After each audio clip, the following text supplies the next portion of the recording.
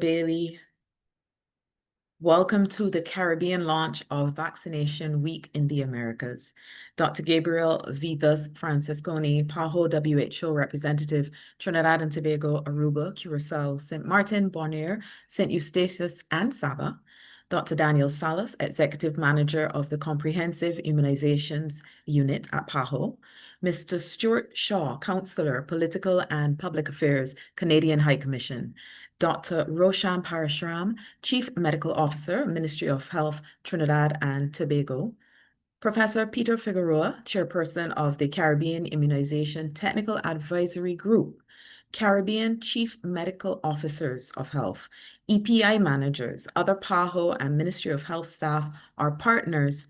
Thank you for joining us this early Saturday morning. From today, 26th of April to the 3rd of May, the Pan American Health Organization, together with countries and territories of the region of the Americas and our partners, are celebrating the 23rd Annual Vaccination Week of the Americas, what we call VWA, and the 14th World Immunization Week, under the call to action, Your Decision Matters. Your decision makes a difference.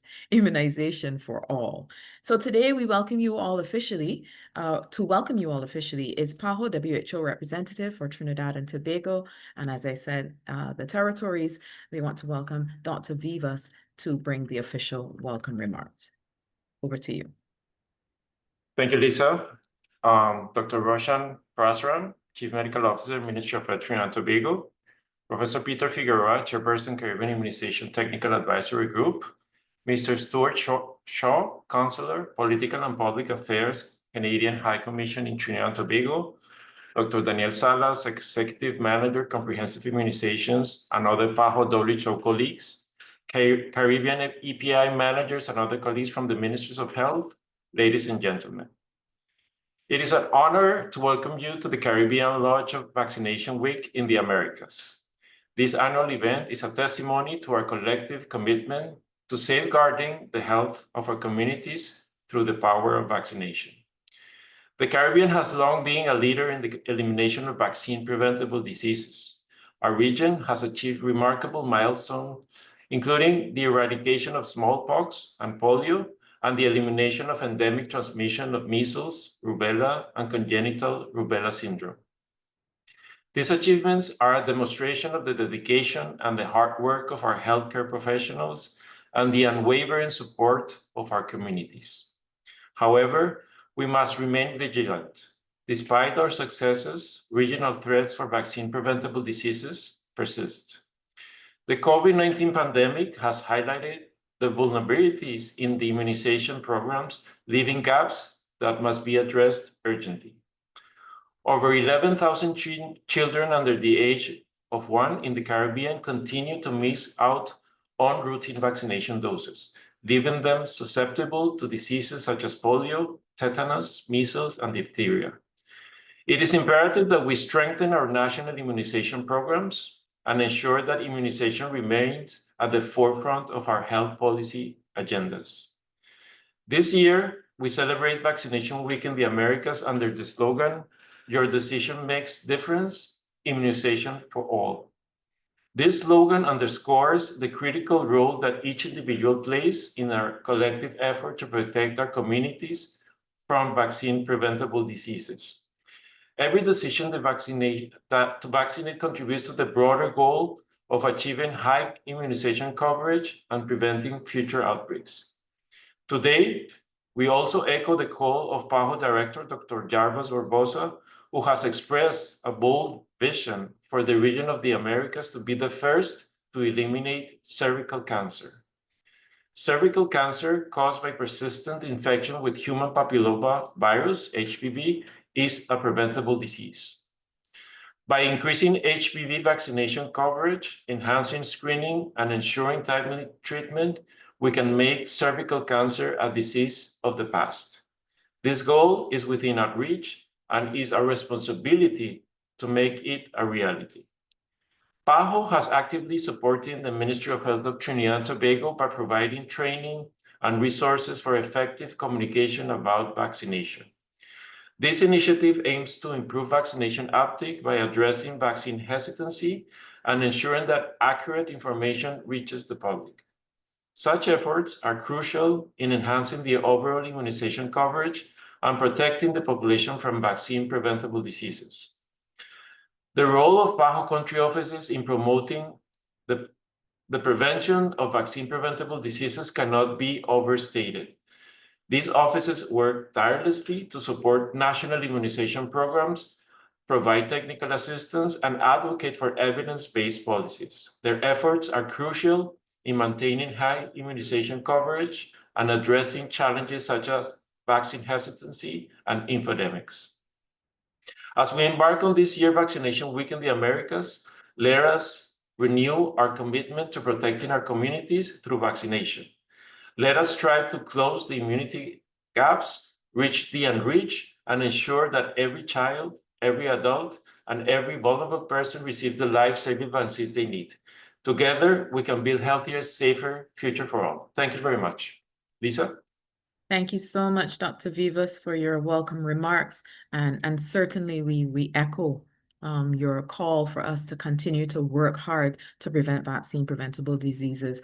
And that's why today we are all together, because we really want to, as a sub-region, kick off the week with this short launch and reflect on the work of the EPI managers and, of course, our our chief medical officers on the triumphs of togetherness as we celebrate all that we have achieved, but as you say, very mindful of the challenges that we still have to overcome. So thank you very much, Dr. Vivas. We now go to Dr. Salas. He is Executive Manager of the Comprehensive Immunizations Unit at PAHO. Over to you, Dr. Daniel Salas.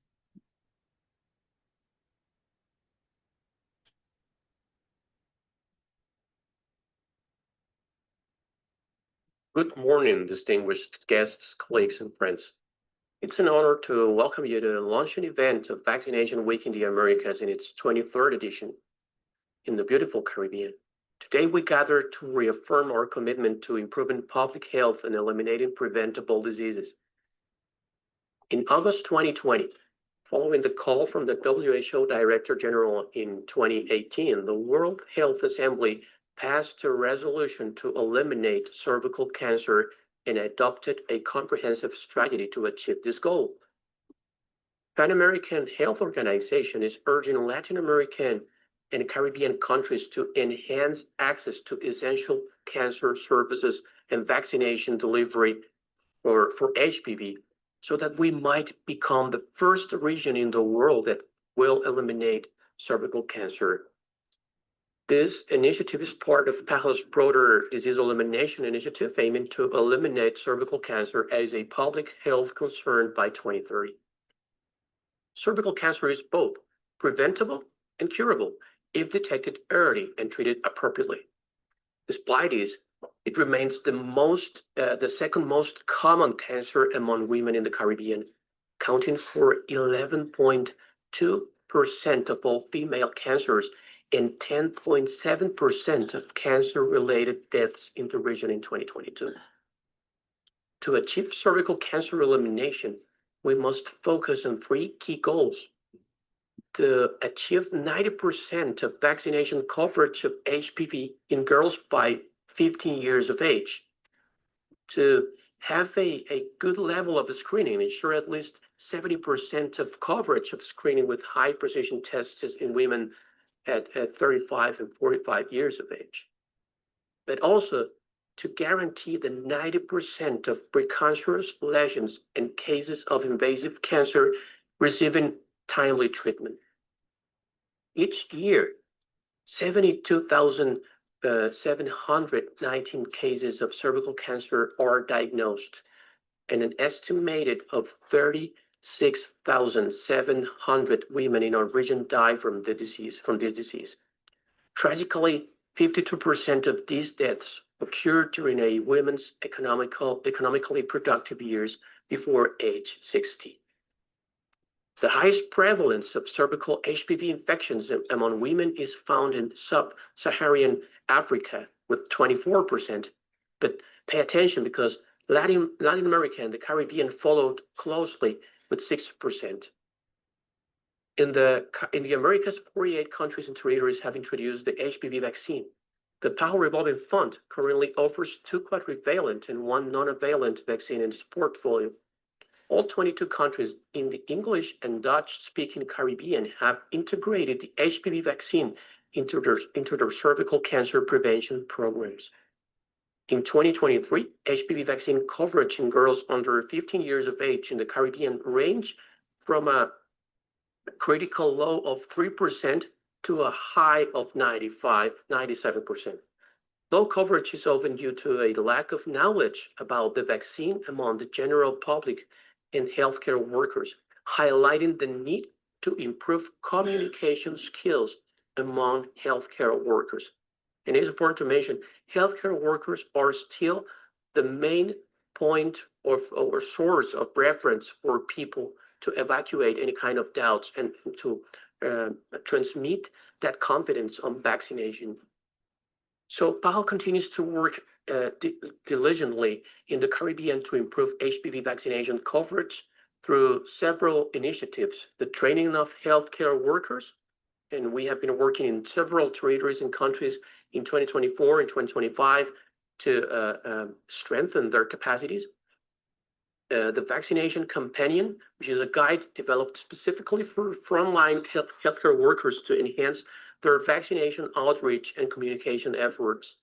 Also, we have been working with a model of EPI, or expanded program on immunization legislation, tailored to the unique needs of the Caribbean. Also, we have been working on a template of the API manual, which is a reference document to ensure high-quality manuals that address the needs of national immunization programs. That we have been also working with the PAHO Performance Monitoring Tool, which is a very comprehensive tool that can be applied at the national and subnational levels to really identify the challenges and to develop action plans to address those challenges. So as we launch the Vaccination Week in the Americas, let us renew our commitment to these elimination goals. I mean, eliminate cervical cancer with just one dose of this vaccine is something that we never dreamed before back in 20 years, 30 years ago, and now it's possible. But at the same time, it is important to maintain the goals of elimination for the other diseases that we have already eliminated, such as measles, rubella, congenital rubella syndrome, neonatal tetanus. Now we know that we have been living in a difficult moment, challenging times in terms of more transmission of measles around the world. And this is affecting, of course, and putting pressure to our countries in the region. So it is important to maintain those goals of elimination, increasing the capacity to vaccinate, to detect timely all the suspected cases, and at the same time to have rapid response. So it is important to reinforce that message, and I would really like to thank you for your dedication, for your support, for joining this activity, and for promoting vaccines as one of the most important and effective measures that we can count on our public health programs. Thank you. Thank you very much, Dr. Salas, for joining us this morning, albeit by video. I also want to acknowledge PWR for Belize, Dr. Karen Lewis-Bell, former immunization advisor. I know I would see you this morning because like a lot of the persons who are speaking today and who are in the room, they're very, very passionate about immunization. So thank you very much for joining Dr. Karen Lewis-Bell today. We're going to move now to someone who I love to hear speak on any topic, but especially immunization. Please welcome Professor Peter Figueroa, who I have worked with a lot of times now, so I always look forward to having a chance to interacting with him. He is, of course, the chair of the Caribbean Immunization Technical Advisory Group and always welcomes an opportunity to speak to the public and to healthcare workers about vaccination. So over to you, Prof. Thank you so much, Lisa. And let me recognize Dr. Daniel Salas, Dr. Gabriel Vivas, Mr. Stuart Shaw, Dr. Roshan Parasam, Dr. Gloria Giraldo, Dr. Karen Broom, Dr. Louis Bell, all the CMOs, EPI managers, colleagues, and friends. This is a special occasion where we're launching from the Caribbean the Vaccine Week in the Americas. And it is a pleasure an honor to bring warm greetings from the Caribbean Immunization Technical Advisory Group. And from the outset, let me express appreciation and thanks for the tremendous work that is being done throughout the Caribbean and the Americas by our health team, our health workers, especially the EPI team, who have been working to sustain the tremendous achievements of elimination of polio, measles, rubella, congenital rubella syndrome, neonatal tetanus, and diphtheria. This is a significant achievement that we are sustaining. We also have to thank our partners, PAHO, who play such a critical role, UNICEF, CARFA, CARICOM, and all our partners and stakeholders. So now with Vaccination Week, this is a critical opportunity for us to reach those children who we have missed in the routine immunization and to ensure that people understand the value of vaccines. There's a special emphasis this year on moving towards eliminating cancer of the cervix. And we now have an extremely effective and safe vaccine, one dose of HPV vaccine to our girls, and where the country decides, also to our boys under the age of 15. The thing is, we must get high coverage with this very effective and safe vaccine. The target is at least 90% of girls to be vaccinated, 70% of women screened, because you still have to monitor to identify those few persons, if you have full coverage, who may still get cancer, and then achieve 90% of persons identified with cancer of the cervix, ensuring that they are treated. Now, when we look at what's happening now in the field of immunization, one of the things that concerns us greatly is the fact that we've seen a resurgence of measles in the Americas and globally. There are over 900 cases in the US, in Canada, many cases in Mexico, and we have to be alert and vigilant. So far, we have sustained the elimination of measles, and we must continue to do so. And I want to commend Belize, who, having identified a couple cases of measles, moved decisively to investigate and ensure that there was no spread. But the thing that ensured it most of all was the high vaccination coverage. And even among many in the Mennonite community who were affected, there were many Mennonites who were already vaccinated. That was a significant achievement. So all of us have to learn the lesson here that we must achieve high coverage and sustain at least 95% coverage with 2 doses of measles.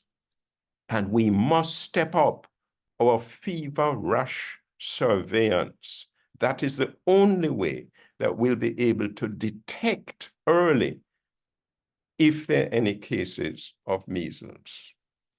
Now, during Vaccination Week, I also want to commend Grenada because they're introducing pneumococcal vaccine. We still have countries that need to introduce pneumococcal vaccine, and they're taking this opportunity to do so. And also, St. Vincent and the Grenadines are preparing to introduce it, and Jamaica will introduce it early next year in 2026. These are important developments. Once we get wide coverage of young children with the pneumococcal vaccine, it also protects the elderly. And remember, increasingly, we want to get not only children vaccinated, but ensure that we're using vaccines across the life course. The other thing that we must do during this Vaccination Week of the Americas is carry the message about the value of vaccines. 150 million children have been prevented from severe illness and death because of vaccines over the last 5 decades. Vaccines must be seen as a public health good, a human right, the most cost-effective medical intervention, and a necessity for all our children and across the life course. SciTag is working with PAHO and partners to ensure that we strengthen the legislation, to ensure that there's a legislative underpinning to support our EPI programs. So this is a very important occasion and week annually where we put the emphasis on reaching the children that we have missed and getting the message across to everyone in the society to understand the value of vaccines. I thank you and wish you all the best and continue the outstanding work. Thank you so much, Prof, for really bringing home the value of vaccines, for showing us, yeah, even though we have been in the Caribbean so good with our coverage that there's always room for improvement, and we can see that the coverage does protect the entire population, not only the children and the elderly. So thank you very much for your comments. As I said, always a pleasure to have you be a part of our sessions here. We're going to move now to one of our main partners, and we're going to welcome Mr. Stuart Shaw, Councillor from the Political and Public Affairs of the Canadian High Commission. A lot of the work that we did in the Caribbean was thanks to the Government of Canada. So we could not have done it without you, and therefore we welcome you now to bring remarks to us here in the Caribbean. Mr. Shaw. Thanks very much, Lisa. Dr. Gabriel Vivas Francesconi, PAHO and WHO representative for Trinidad and Tobago. Dr. Daniel Salas, executive manager of the Comprehensive Immunizations for PAHO. Dr. Peter Figueroa from CTAG. Dr. Roshan Parasram, Chief Medical Officer, Ministry of Health of the Republic of Trinidad and Tobago. Most importantly, our dedicated healthcare providers. Good morning and bonjour à tous. So I'd like to start with a little bit something different here and tell you a couple of personal vaccination stories with my own kids. And, you know, like every child, my kids hate needles. They didn't want them when they were young, and they still don't want them today. But when we were younger, my wife and I really had things down to a science. When our boys were getting their shots, we'd have a bottle of warm milk ready to go, and I'd hold the child down because my wife just couldn't do it. Needle went in, kid's mouth opened to scream, bottle went in, and then we'd have a happy baby. Perfect.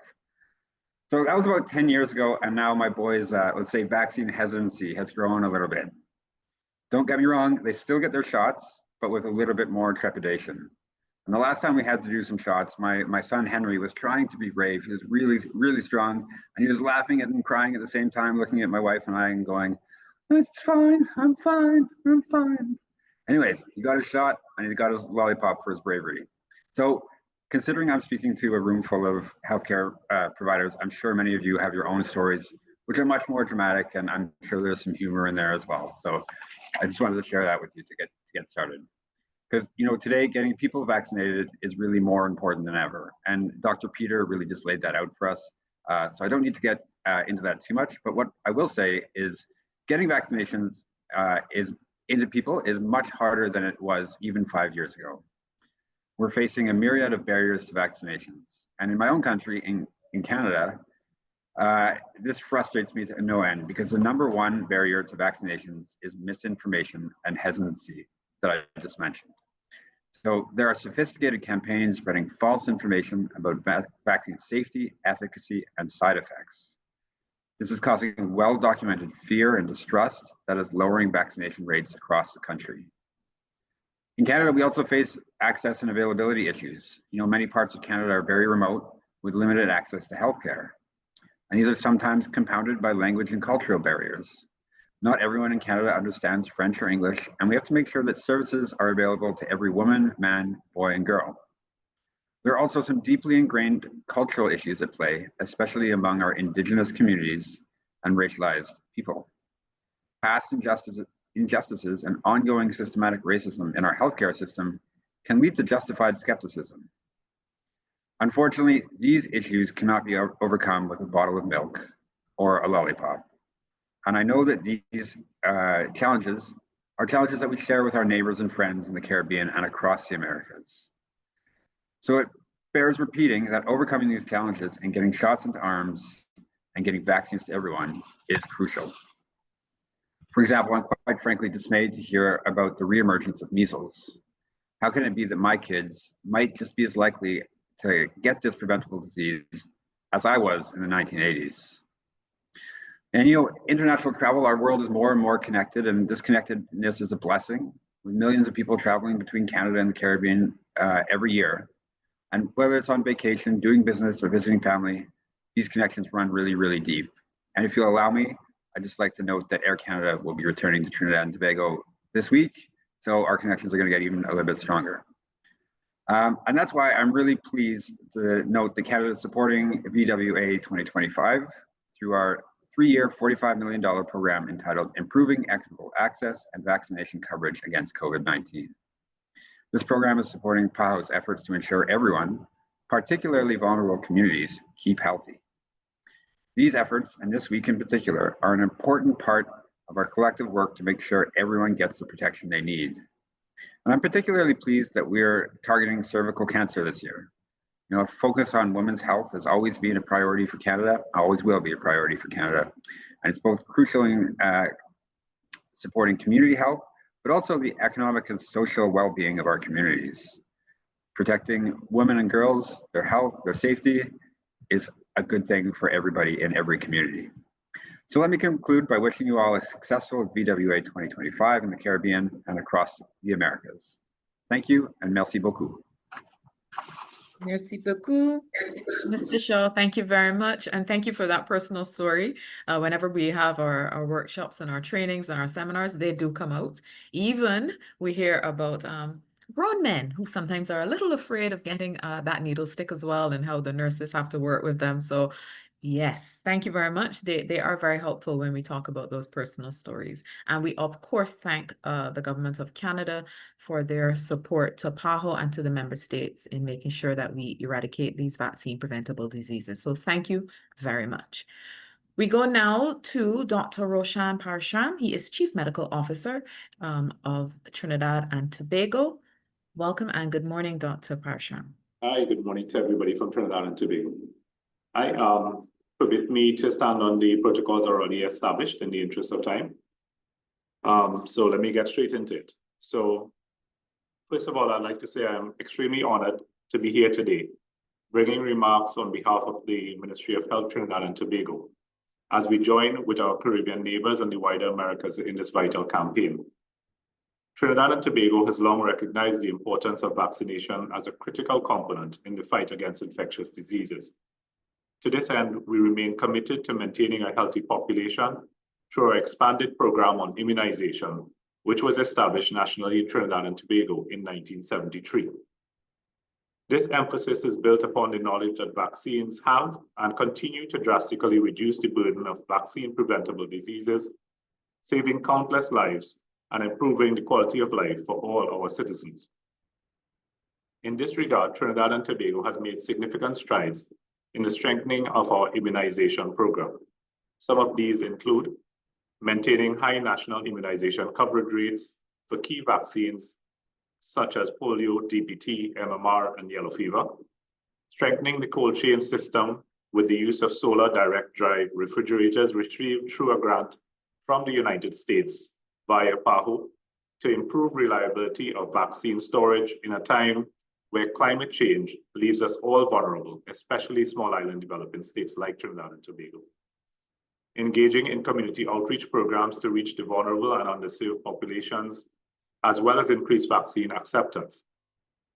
Strengthening our surveillance systems through infrastructure and capacity building of healthcare workers, and we are currently implementing the electronic immunization registry in Trinidad and Tobago as well. While we celebrate our successes, we must also acknowledge the challenges that remain. A resurgence of vaccine-preventable diseases in any part of the world poses a threat to us all. We must therefore remain vigilant to the ever-present reality of emerging and re-emerging vaccine-preventable diseases. In Trinidad and Tobago, we are attempting to address issues related to vaccine hesitancy and misinformation, which has been catalyzed by the COVID-19 pandemic and social media. However, despite these new hurdles, we remain steadfast in our resolve to achieve WHO's targets, in so doing, protecting our population. Vaccine Week of the Americas is an important reminder of the collective action and collaboration needed to ensure the gains made are sustained. Vaccination is a shared responsibility. In keeping with the theme of Vaccination Week of the Americas, your decision makes the difference, immunization for all. We need all hands on deck to commit to ensuring people of our region, and by extension the globe, are protected from vaccine-preventable diseases. During this Vaccination Week of the Americas, our focus aligns with PAHO WHO's elimination initiatives, with a particular emphasis on cervical cancer and HPV vaccination. This is a critical step towards achieving the 2030 agenda goals. In closing, Trinidad and Tobago reaffirms its commitment to working with PAHO WHO, CARICOM, and other partners to achieve the goals of universal immunization coverage, so that we do our part towards ensuring a healthier future for us all. Let us utilize Vaccination Week of the Americas to revitalize our efforts, renew our strategies, and commit to solidarity as we unite to protect our people through the power of vaccination. I thank you. Thank you so much, CMO, for being here with us this morning and for your words. And of course, the hard work that Trinidad and Tobago is doing to ensure we prevent these vaccine-preventable diseases. Thank you very much. Now, this event was planned to be a little different, but I'm still glad that we were able to come together in a hybrid format because it has allowed us to do some things that we may not have done if we were there in Trinidad in person, like welcoming, we have two of our EPI managers, one from Suriname and from Turks and Caicos, and they are going to be telling us about their activities for VWA 2025. And we're going to start with Richard Cartomo, Suriname's EPI manager. Richard, over to you. Good morning, all. Good morning, colleague EPI manager. Good morning, Dr. Salas, Dr. Gabriel Vivas, the PWRs, the CMOs, and all the healthcare workers. I welcome you all. Let me begin with the presentation.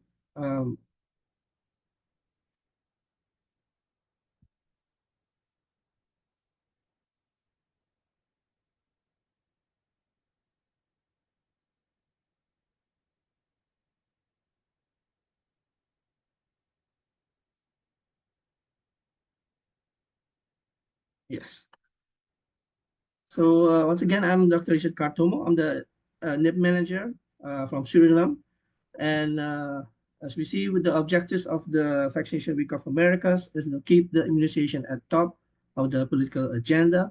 We want to promote the equitable access to vaccine across the lifespan. And, 1 minute, Dr. Cartomo.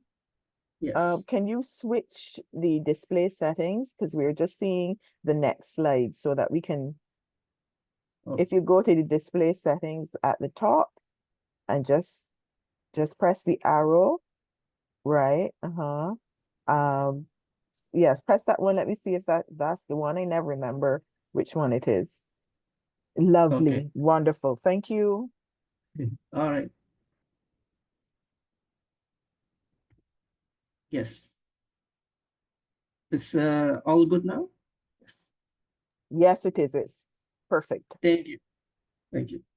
So what I was mentioning, yes, we want to promote HPV vaccine among the adolescent girls. We also started with the boys, and we want to debunk myths and misinformation about vaccines, and also build the capacity of primary healthcare professionals in immunization. What we did in Suriname, we started with the breakfast conversation. We invited the media. We had participation of the Bureau of Public Health, national Ministry of Education, our stakeholders, the Medical Commission, the OGD. We had the PAHO, the UNICEF, also had the NITEC chair, gynecologist and pediatrician, and we had the national press present, as it's also mentioned here. We did a lot of national news. This is all linked to our national newspapers, our social media, TV programs. We also did some interviews, live sessions with the media and morning news. And this was all linked. Also some radio stations, what I mentioned, and also some live TV spots. This is a group photo of our breakfast meeting and conversation where we had our stakeholders, the NITEC, and the media invited. This is some photos where I presented our numbers to the media. As you can see, we had some banners also posted from VWA, translated in Dutch. The questions were being asked, and also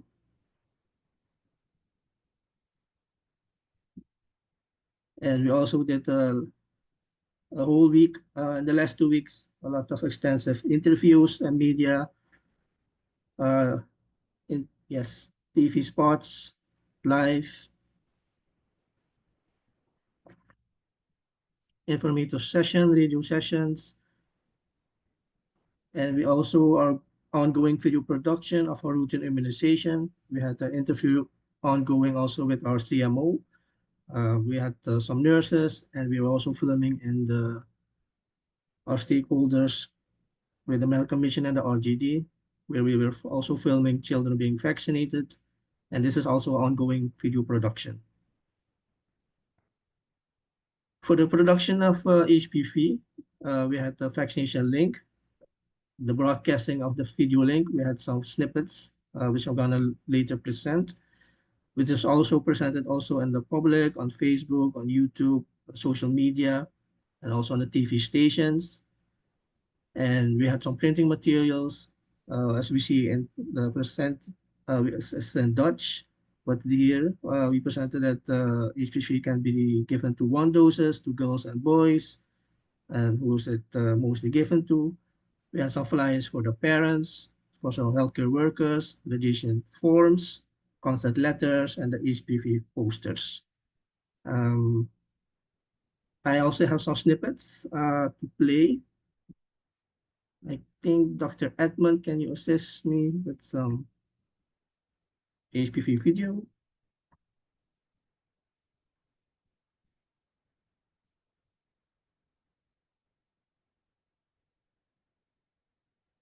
Yes, 1 second, please.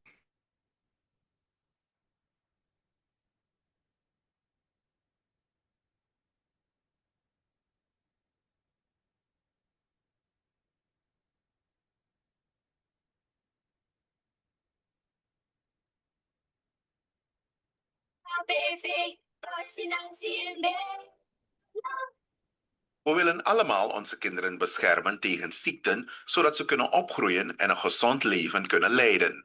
Het Nationaal Immunisatieprogramma is opnieuw gestart met een landelijke HPV-vaccinatiecampagne om ervoor te zorgen dat meer meisjes en jongens beschermd worden tegen de HPV-gerelateerde ziekten, waaronder verschillende soorten kanker. HPV staat voor het humaan papillomavirus. Het zijn veel voorkomende ziektes die zowel bij mannen en vrouwen voorkomen.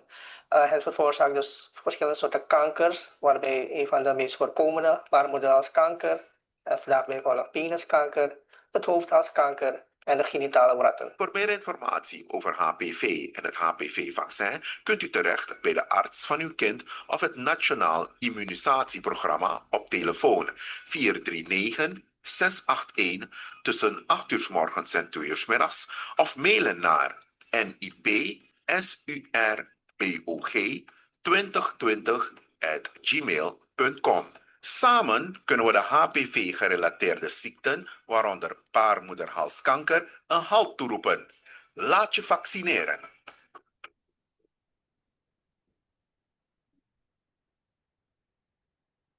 Yes, thank you, Dr. Edmund. That was a short snippets of our HPV video.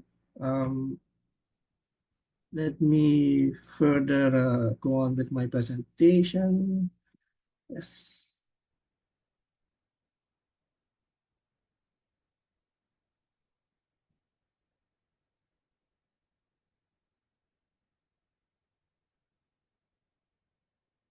Yes. So our objectives were to vaccinate the zero doses and vaccinate all the dropouts of 2020 and 24. Our target for this week, the vaccination week, is to vaccinate 800 children and adolescents in the districts, the 4 districts of Suriname during the VWA. And all the clinics of the RGM Medical Mission were participating, some private clinics and a pediatrician also. So we're gonna outreach also with some of the districts in our country, the 4 districts, mostly where the indigenous population are living. And also going to the east of the Suriname clinics, we're going to vaccinate and reach out to the children who were dropped out in last years. We also sent invitation to participate in 3 webinars organized by the PAHO, and this is all in the cervical cancer prevention in Americas, and also progress to the elimination of mother-to-child, EMTCT, of hepatitis B strategies, and also 2 May, we have knowing the facts of how communicators can identify and respond. These are also invitations sent to our healthcare workers. This is the invitation for our launch. We are reaching out to the public this Monday. We're going to have a kind of a vaccination fair where we give the information to the public and also give free vaccination to children and adults. And we're going to have also, with the help of UNICEF, create child activities that day. And because it is vacation time, children are not at school, they have some activities to do on that day. And this is all in the launching of the VWA in Suriname, and start to vaccinate all of our catch-up vaccination population. So thank you, and thank you for this opportunity, and we want to work together to better vaccination coverage to all. Thank you. Thank you so much, Richard, for sharing what you have already done. So much has been done in the lead up to Vaccination Week of the Americas, and I see you still have more to do. So congratulations to you for all of those media appearances and a really good start in terms of empowering the media, giving them a chance to ask the questions. I know people sometimes are afraid engaging with the media, but if you engage with them early and they are empowered and knowledgeable, they can be very good partners. So congrats to Suriname. Thank you very much for your presentation. We're now going to go to EPI Manager for Turks and Caicos, Alrissa Gardner, to share her plans. Alrissa? Good morning, everybody. Good morning, colleagues, and a special good morning to my EPI family. Wherever you are, I want you to give yourselves a hand. I just want to encourage you to keep up the good work. Keep pressing on. Do not be discouraged. I also wish to take this opportunity to thank the Government of Canada through PAHO for your support to the EPI program. Because of partners like you, we are able to achieve and maintain our high coverage. So thank you so much. So I am going to be presenting the plans for the TCI. So we are also focusing on the HPV vaccine for Vaccination Week in the Americas. And even though the presentation is supposed to be on activities, I thought it would be important to just mention, just to touch briefly on the history of our introduction from 2018. So this is the content of the presentation. We'll look at an overview, some of our challenges, implementation part 2, and when I get there, you'll understand what I mean. Of course, a better approach, and then our vaccination week plans. Next slide. Sorry.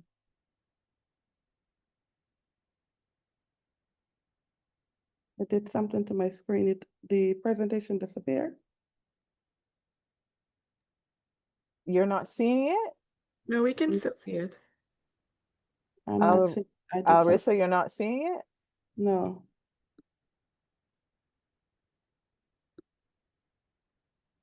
Okay, just tell me what slide you're on. Right. So I am on the human papillomavirus vaccine, the slide after overview. Okay. All right. So yes, the HPV vaccine was introduced in the TCI in 2018. Now, the first dose was successfully administered to a 13-year-old on November 22nd, and that is the day we started the HPV vaccine in our program. We had no cancer register at the time, and we still do not have a cancer register in the TCI. So there was no data then to support the introduction of the vaccine. However, because there was data available regionally and globally, that was enough information for us to introduce the vaccine. So our activities, we formed an HPV committee, and that included the president from the National Cancer Society, the EPI manager, of course, the obstetrician from the hospital, religious leaders, because we would expect that there would be some hesitation around offering this vaccine, and of course, the education department, because the target group are students. We develop a communication plan. We sensitize parents and teachers and students. We went into the school and we had meetings with the PTA. We had meetings with the girls. At the time, we started with the girls, and so we had meetings with the girls of each high school. We involved them also in our promotion, and of course, this promotion was posted on social media. Next slide, please. So what was the climate like in the country at the time? So there was an increase in cancer-related deaths in the TCI, not necessarily cervical cancer, but cancer-related deaths. And so we used this opportunity to encourage parents to get the vaccine, to avoid cancer in their young girls. We had, at the time, and we still do have a non-existent or limited anti-vaccine groups in the country, which is a bonus for us, of course. So we had no major challenges with resistance. The budget was available. The policymakers were on board. They made funding available for us to procure the HPV vaccine. They maintained that budget, and of course, they supported us, including the vaccine in our schedule. Now, I must say that the vaccine is not mandatory, it's still optional, but we do have the support of the government. Next slide, please. So on introduction date, we invited some female students to come into the clinic for the vaccine, and we piloted on one island, and this is the island with more students than others. And so we thought that would be we would get more of our coverage on this island. So we vaccinated a small group of girls. We set a target for 80% because it was a new vaccine. And so in 2019, we were only able to achieve 14%. Now, we were discouraged, but we understand that it was a new vaccine, and so it would have taken some time for people to accept it. However, in 2020, COVID-19 came along, and the desire then for the HPV decreased because everybody's focus was on COVID-19. Next slide, please. Karen, you can move on to the next slide after challenges. Okay, so what were our challenges? What did we miss? Did we miss anything? What happened because we only achieved the 14%? So we did everything that we were supposed to do. We did the social mobilization. We included the PTA. We included the girls. We did the video and the audio ads, and we blasted on social media. We did videos with survivors of cervical cancer. We did a video with a woman who had children after she received the vaccine. because we know that this was one of the myths, that if you received the vaccine, you weren't able to have children. So we did videos with a lady who received the vaccine in college, and in her later on in life, she had 2 children. So as far as we were concerned, we did everything that we were supposed to do.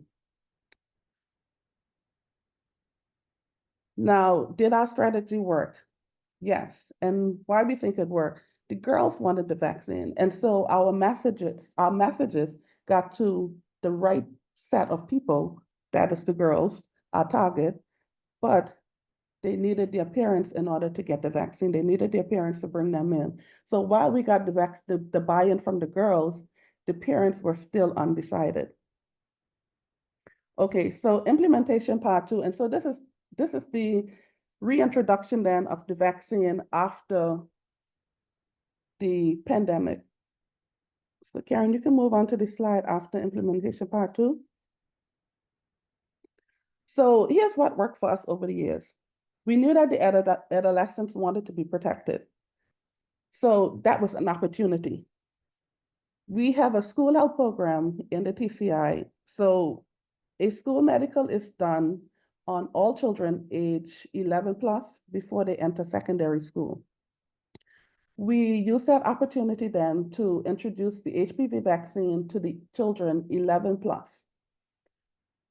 Now, when things start to get back to normal in 2021, we decided that we would recommence the HPV vaccine and we would offer it during the medical evaluation. We informed the parents, of course, that we would be offering the HPV vaccine, and if they had any obligations or any objections, they could, of course, share that with us. There were a few parents that said, we don't want them to take the HPV vaccine, just give them the other vaccines. So that then meant that, you know, parents were now accepting the vaccines because there was less uncertainty about the HPV vaccine. And of course, we believe that this was because after the pandemic, people were so afraid of dying and all the deaths that happened during the pandemic. They used this as an opportunity to protect their children however they could. Next slide, please. So in 2021, we introduced the quadrivalent vaccine to both girls and boys aged 9 to 11 years. Of course, with efforts from the public health nurses, and we achieve a 77.6% coverage in females and a 58% coverage in males. Our parents were still a bit uncertain. However, it took a lot of one-on-one talks with the public health nurses and the parents for them to get a better understanding, and then eventually they would accept the vaccine after that conversation. We found now that the HPV vaccine is becoming increasingly more popular, and so parents are asking for it even before the age of 9. They are calling to inquire about the vaccine to find out the age group for the vaccine, and so we're getting more buy-in from the parents. Next slide, please, Karen, a better approach. So what I would encourage, and this slide is really for persons who have not, countries, who have not introduced the HPV vaccine as yet. I would encourage you to allocate more preparation time before you introduce the vaccine. And during that preparation time, of course, do a lot of communication with the public, a lot of communication with your healthcare professionals. You know, time is needed to have those intimate conversations to get the buy-in from the students, to get the buy-in from the parents, and of course, to get the buy-in from the persons who have to administer the vaccine. So what are our vaccination week plans? Again, our HPV vaccine is not mandatory. And so I just want to take a look at the coverages in 2023. So our female coverage, the coverage in the female group was 82%, and in the male group, 73%.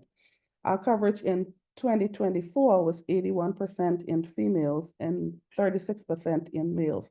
Now, there's a drop in the coverage for the male receiving this HPV vaccine. In 2024, our HPV vaccine arrived late, and so we decided to target the girls and, you know, them the vaccine and then have the boys wait until the vaccine arrive for 2024. So we have already started our vaccination week. Last week we started vaccination week. Of course, because we want to move on to the next slide, please, Karen. We have a target of 447 persons in the age group 11 plus. So our goal is to vaccinate or immunize 360 students during vaccination week, and that would give us an 80% coverage. We have 237 girls and 210 boys. Now, because of the missed opportunity in 2024, we decided to start our vaccination week early, before school breaks, before children start to prepare for examinations. And then we have a lot of schools to get through. And so 1 week isn't enough to achieve these targets. And so we started before vaccination week. And even after vaccination week, we plan to continue our HPV vaccines. We have planned a talk show with Health Matters. And so this show would be aired on radio and on Facebook. Of course, we will be sharing information on the importance of all vaccines, and then, of course, touching on HPV vaccine for the vaccination week. Next slide, please, the way forward. So what do we need to do? We need to get buy-in from health professionals. And so what we did, so right after vaccination week is Nurses Week. So in 2024, we realized that there were some health professionals, particularly nurses, that were still hesitant in giving the vaccine. So during Nurses Week last year, during our symposium, we had a talk on HPV. And so we found that after this talk, our nurses who were a bit hesitant with the vaccine, they're starting to offer it more to students. So it's important to get buy-in from healthcare professionals. We notice a greater interest in the HPV vaccine, and so we are going to request more funding for 2026, 2027 financial year so that we will be able to provide more of the vaccines. Capitalize on any opportunity, and that simply means accept any donation of the HPV vaccine through PAHO and offer the vaccine to anyone who makes a request. And when I say anyone, I mean if you have a parent of a 9-year-old whose child is interested, give the vaccine. If someone is interested who is an adult who's outside of the adolescent age group, offer the vaccine. The more people we vaccinate, the more we get the word out to the community to accept the vaccine, the more lives that we can save. Okay, and so I just want us to remember the theme for this year: your decision makes a difference. And with that, I thank you. Thank you so much, Alarissa, for sharing your HPV vaccination journey for the TCI, your stats, your very amazing stats, and those stats that you continue to improve, and of course, your plans. It's amazing you've already started your week, but now I know why. It's good to hear the stories from the countries. We wish that we could have invited all the countries to attend and give their thing, but we'd be here all day, and it's Saturday, so we're not going to do that.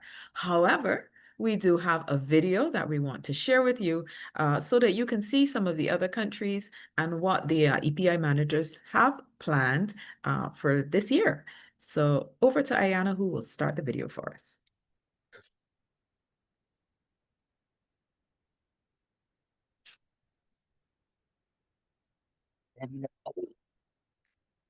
Invisible foes, our region united to reach the unreached, to protect the most vulnerable. Now we're reflecting on the triumphs of togetherness, a celebration of Vaccination Week in the Americas. The relentless dedication and passion of a few have inspired change, restored hope, and saved the lives of thousands. we leveraged creative communication channels to improve vaccination awareness and education, connecting with audiences through social media and evolving how we reach the vulnerable with dynamic mobile clinics. We witnessed true community spirit with positive responses to our health fairs, community vaccination drives, and school outreach programs.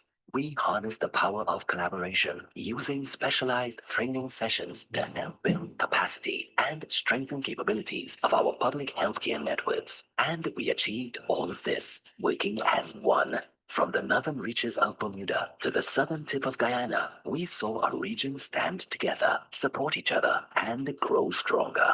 By solidifying our commitment to excellence in immunization efforts, we have set a firm foundation to safeguard current and future generations. Thanks to our united efforts, thousands of lives were positively impacted in 22 countries across the region. This is the power of Vaccination Week in the Americas. Let's keep building a stronger future for healthcare.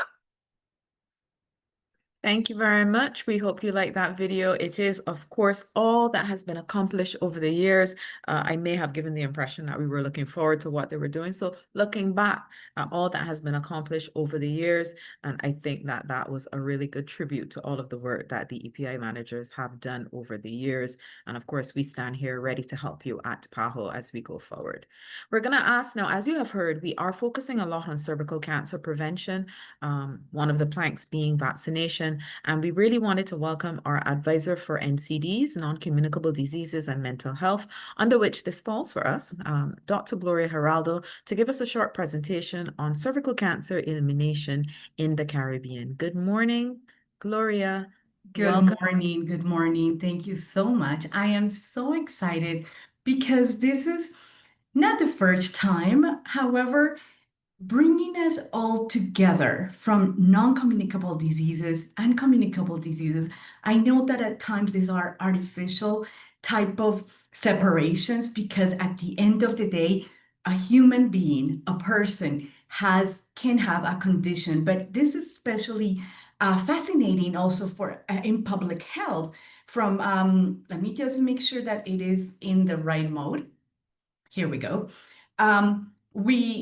We are, as it has been discussed, looking at cervical cancer. So very quickly, our previous speakers have mentioned numbers.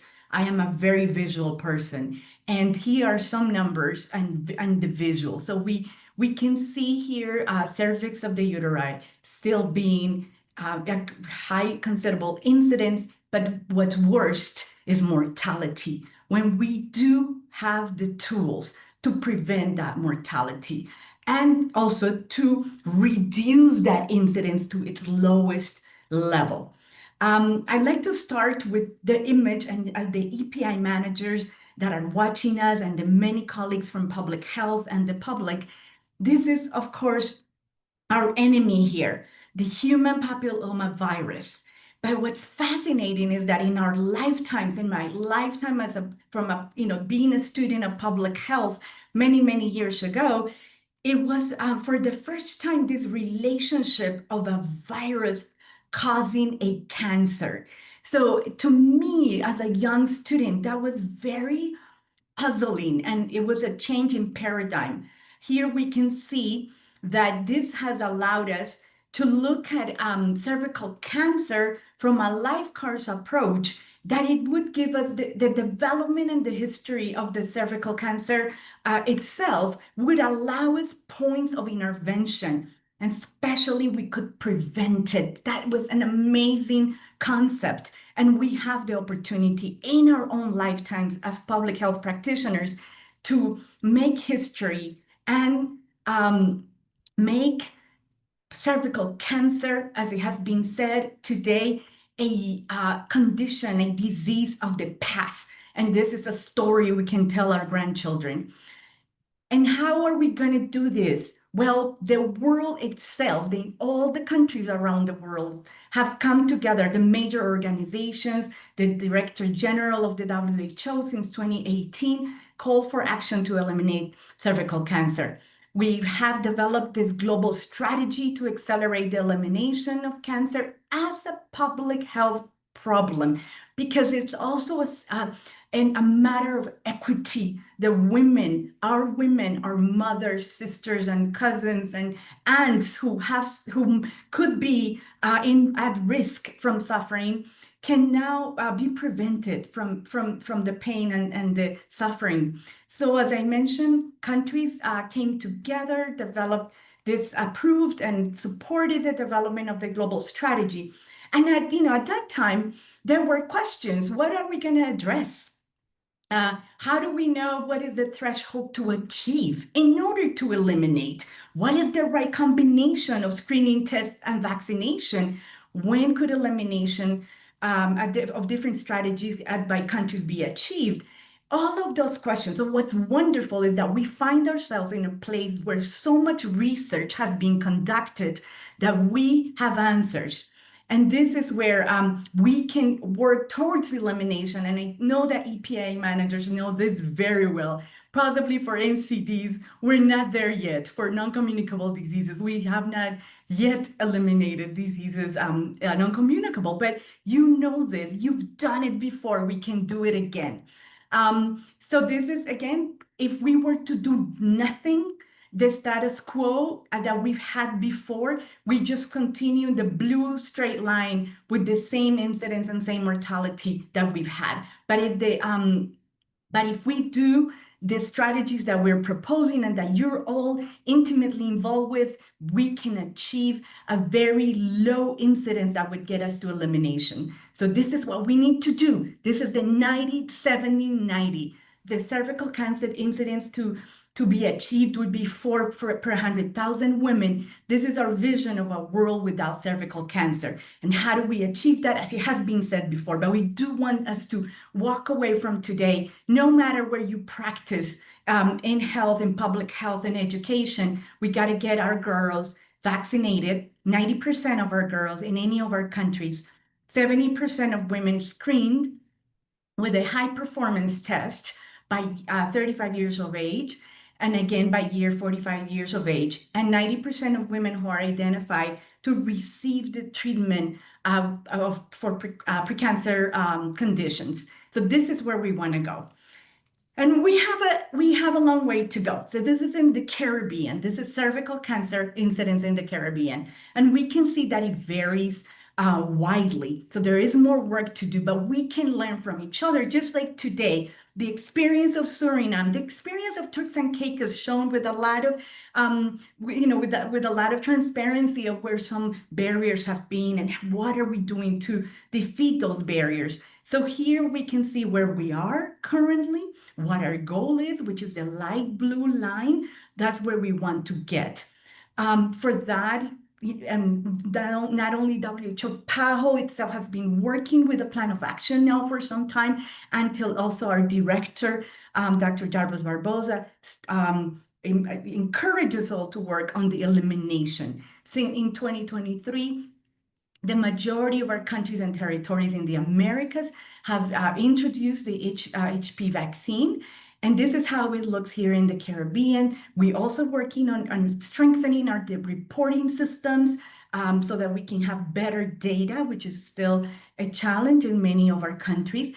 And we can see again the yellow, the blue light line. That's where we want to get. But we have examples of countries that are doing better. And as a region, we can do better by working together.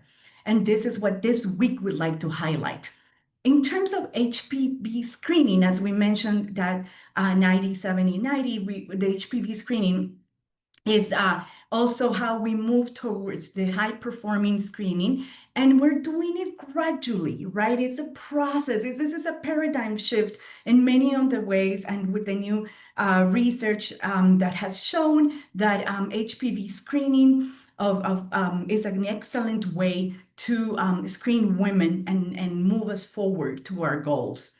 Now, we're also encouraging countries, and so wherever you stand within a public health system, for the development of the national strategy for the for the elimination of cervical cancer. So our countries, our ministries of health are working to put this on paper, to have a plan, to have goals and objectives, and have dates on which the different goals would be met. And we encourage all of you from whichever you practice to be part of that national strategy for the elimination of cervical cancer. So there are opportunities for all of us, be it if you're in public health, in ministry, in private sector, or in academia.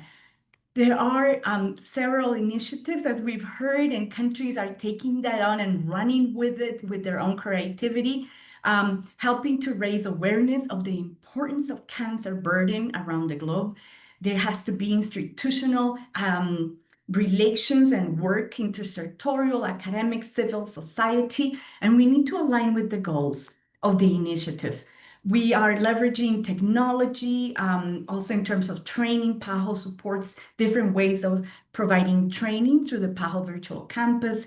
The English language courses are available. This is completely free of cost, and it's always available in the PAHO Virtual Campus. You only have to Google that to find the courses related to the elimination of cervical cancer.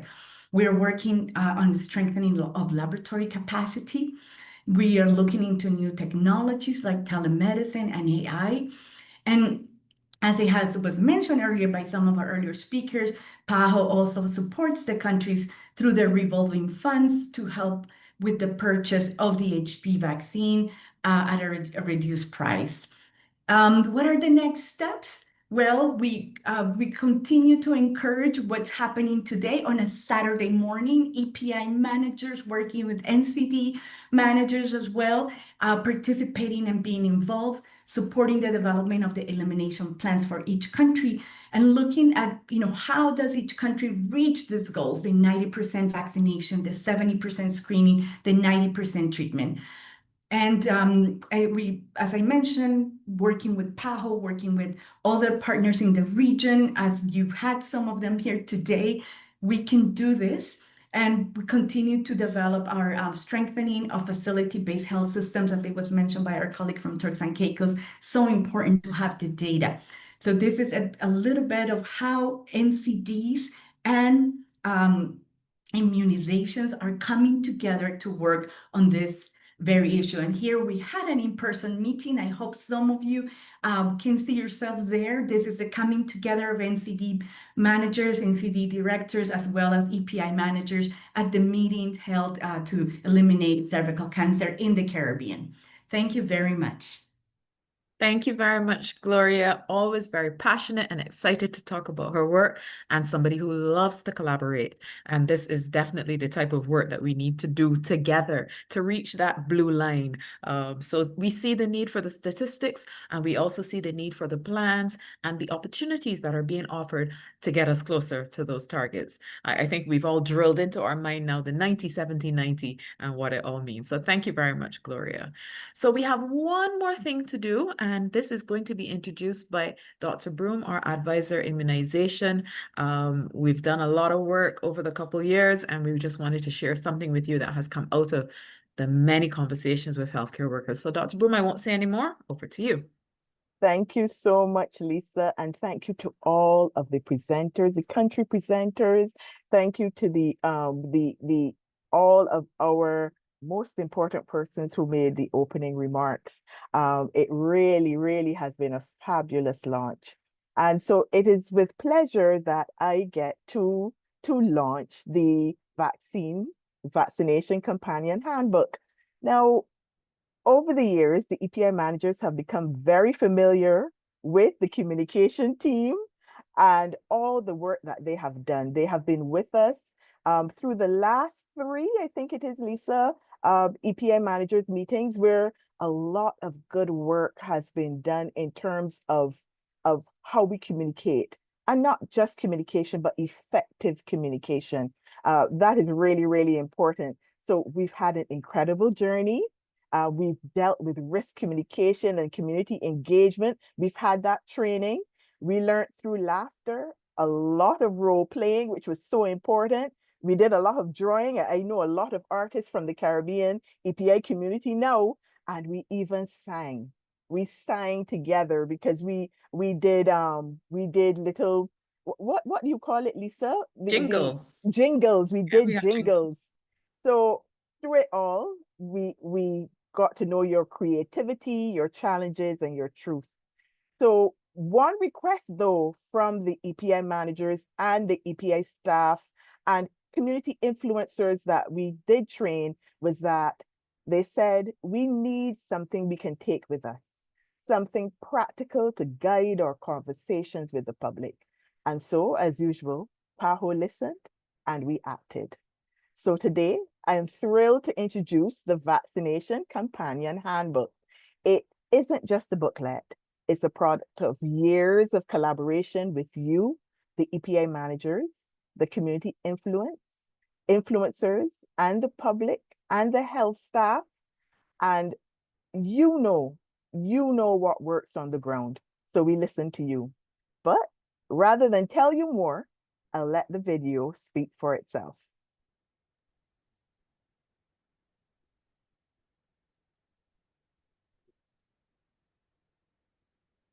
What do you get when you bring together 3 years of risk communication and community engagement training, real-life insights from Caribbean vaccination initiatives, and valuable feedback from experienced healthcare professionals in 22 countries? You get the Vaccination Companion, an essential new resource that empowers healthcare professionals on the front line. This compact, user-friendly guide offers evidence-informed knowledge aligned with current vaccination learnings and priorities. It includes frequently asked questions and suggested discussion points healthcare workers are likely to encounter. It offers practical, relevant information and culturally sensitive communication tips, all specifically created with a Caribbean context in mind. This is more than a book. It's a highly specialized tool, a first of its kind for the region, and it represents the amazing strides we continue to make in our vaccination efforts. And of course, its portability and durability are ideal for use in real-world healthcare settings. Empower yourself with the knowledge to protect our communities with the Vaccination Companion. Your country will receive copies from the Caribbean Sub-Regional Program Coordination.